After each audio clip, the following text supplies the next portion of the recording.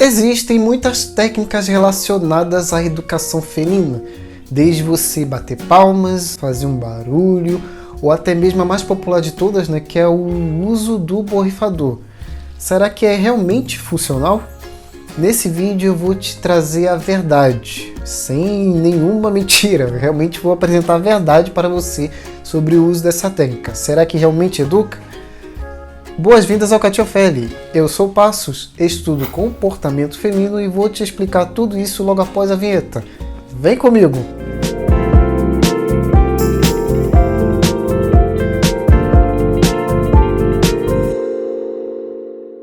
Quando se trata de técnicas de aprendizagem, existem basicamente duas que a gente trabalha, que temos as punições e os reforços. E dentro desses dois existem duas outras divisões, que elas podem ser positivas ou negativas. Então, nesse caso, a gente teria os reforços positivos, as punições positivas, os reforços negativos e as punições negativas. O que a gente precisa entender é que o positivo e o negativo aqui não quer dizer que um é bom e o outro é ruim. Na verdade, são sinais que trazem a ideia de adição, de adicionar algo, ou de subtração, de subtrair algo dentro dessas duas técnicas. No caso dos borrifadores, eles entram como uma punição negativa.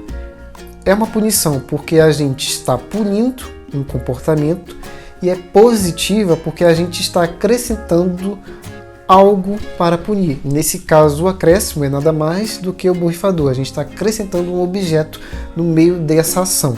Aí a gente entra na maior questão de todas. Funciona? Eu gosto de dizer que depende muito do que você considera como algo funcional. Vou dar um exemplo. Se o seu gato subiu na mesa, ou então arranhou um lugar que você não queria que ele arranhasse, e você chegar lá e borrifa água nele, certamente vai interromper o comportamento naquele momento. Então, para aquele momento, pode ter sido funcional, porque ele parou. Mas quando se trata de educar, você não quer que ele pare de executar esse comportamento de uma vez por todas, aí está um caso a se pensar. Eu vou te contar uma historinha que eu gosto muito de utilizar quando as pessoas me perguntam se é bom educar utilizando o borrifador. Então se liga. Vamos supor que ao sair do seu trabalho para ir para casa, você tem dois caminhos para escolher, duas ruas. Uma rua, o caminho até a sua casa é extremamente mais longo. E na outra rua, o caminho até chegar à sua casa é bem mais curto. Obviamente, o caminho mais curto será mais interessante para você. Só o que acontece? Quando você vai pelo caminho mais curto, existe um prédio por onde você passa, onde um senhorzinho extremamente rabugento mora lá no último andar e toda vez que você passa ele joga um balde de água em você. Isso, convenhamos que é extremamente desconfortável. Imagina, você está passando na rua e uma pessoa, só porque não gostou de você ter passado ali, te joga água. O que é que você vai fazer? Você não vai querer mais ser molhado, certo? Então será muito mais interessante você ir para o caminho longo, porque você não quer ser molhado. Tempos depois você descobriu que aquele senhorzinho rabugento do prédio, do caminho curto, que te molhava com água, ele se mudou, ele não mora mais ali.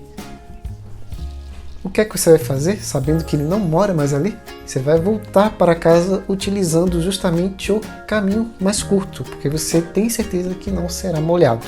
Pegando a base dessa história, como é que a gente consegue traduzir isso para a língua felina? Como é que a gente pode traduzir esses miaus em palavras? A gente pode traduzir isso como a forma que o gato interpreta a punição com o borrifador. Você acha que não faz sentido? Mas faz sentido. Eu vou explicar bem o porquê. Vamos supor que o gato subiu ali na mesa e você chegou e jogou o borrifador nele. Jogou o borrifador, gente? Não, você não jogou o borrifador. Mas você jogou água nele com o borrifador. Agora sim, já pensou se jogasse o borrifador? Gente, coisa mais sem sentido. Ele, obviamente, vai responder aquele estímulo. Ele vai descer, porque ele foi molhado. ele não vai entender o porquê foi molhado. Não vai ter essa capacidade de racionalizar a sua ação. Mas à medida que você for repetindo isso várias vezes, o gato ele é inteligente o suficiente para entender que opa, toda vez que eu subo aqui, esse humano me molha. Então o que é que ele vai fazer? Ele vai evitar acessar esse local na sua presença, porque ele não vai associar o fato de estar sendo molhado com o fato dele ter subido. Ele vai fazer a associação com você, porque ele vai pensar, pô, toda vez que eu subo e esse humano está aqui presente, eu sou molhado. Então, eu vou subir quando esse humano não estiver presente. Os gatos, eles não são bobos. Não sei porquê, mas infelizmente os seres humanos tendem um pouco a subestimar a inteligência dos animais, o que não é algo assim muito legal. E principalmente os gatos. Os gatos eles são extremamente inteligentes para conseguir fazer essa correlação. Então o que é que eu posso dizer? Ele pode sim acabar parando de subir, porém na sua presença. Isso não quer dizer que vai impedir de que ele faça isso escondido. E uma coisa muito importante que a gente precisa deixar bem claro é que cada gato é único. Cada gato ele vai acabar respondendo de uma fórmula em relação a esse tipo de estímulo. Tem gatos que eles vão sair, outros podem acabar desenvolvendo agressividade e se tornar um gato agressivo a longo prazo. Tem gatos que podem acabar desenvolvendo ansiedade, outros poderão ter maior desconfiança em relação ao tutor. Ou seja, mesmo no melhor cenário possível, supondo que ele não desenvolva nada que seja ruim, o laço entre você e o gato vai ser impactado. O laço entre vocês pode ser enfraquecido, porque o gato ele vai olhar para você com mais desconfiança. Isso é fato. Tanto que ele vai fazer escondido. Mas Passos, o que é que eu vou fazer? Não existe outra forma que eu consiga educar o gato.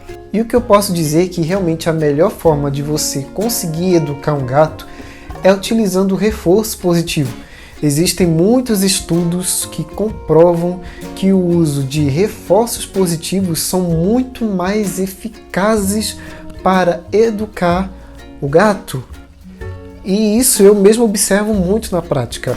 O Oliver, por exemplo, ele é um gatinho que ele aprende muito, mas muito fácil quando ele tem o seu comportamento reforçado positivamente, quando ele é recompensado por um bom comportamento. Inclusive, a Associação Brasileira de Medicina Comportamental já se posicionou contra o uso de aversivos. E existem muitos etólogos, que são profissionais da etologia, que é uma área ali da biologia dedicada ao estudo comportamental dos animais. Muitos se posicionam contra o uso de punições. Para muitos profissionais, o uso de aversivos é até considerado um caso de maus tratos. Aqui no canal eu sempre estou trazendo conteúdos que mostram o uso do reforço positivo, como cortar a unha do gato utilizando o reforço positivo, como pentear o pelo utilizando o reforço positivo, como educar a não subir nos lugares, dentre outras coisas. E também trarei muitos conteúdos futuros bem relacionados ao reforço positivo, porque realmente é uma técnica bastante funcional e não desrespeita o seu gato como um indivíduo. Espero que esse conteúdo tenha sido bastante esclarecedor a respeito desse assunto. Se você gostaria de comentar algo mais a respeito, deixa aí nos comentários que eu vou adorar ler. Nada mais a declarar, até o próximo vídeo.